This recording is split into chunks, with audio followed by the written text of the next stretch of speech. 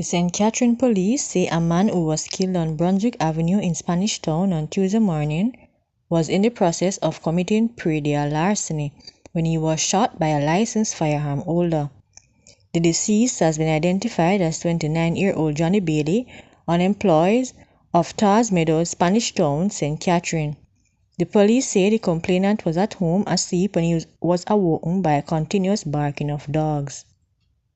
He went outside and reportedly saw two men trying to remove sheep from a pen.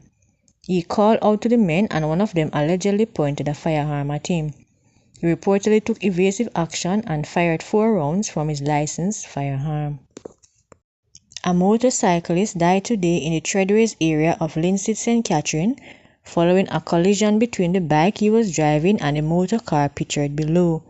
The bike ended up being stuck beneath the car. The motorcyclist apparently suffered broken bones. The police, who were alerted about the tragedy, went to the scene. More to come later. The police in St. Ann have charged 2 men over the robbery at a bar in Priory. 28-year-old fisherman Damel Johnson, otherwise called Chiliman, and 54-year-old merchandiser Oral Willis, both of Park Avenue in St. Ann's Bay, are charged with shopbreaking, larceny, and receiving stolen property. The incident happened on Main Street in Priory on Thursday, June 8. The police report that about 11 p.m. a woman locked her bar and upon her return, she realized that the establishment was broken into and assorted liquor, 2 roulette boxes along with the cash receiver and a receipt dispenser were missing.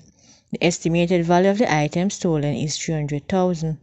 An investigation was launched and both accused were apprehended during an operation after the items were found in their possession, according to the police.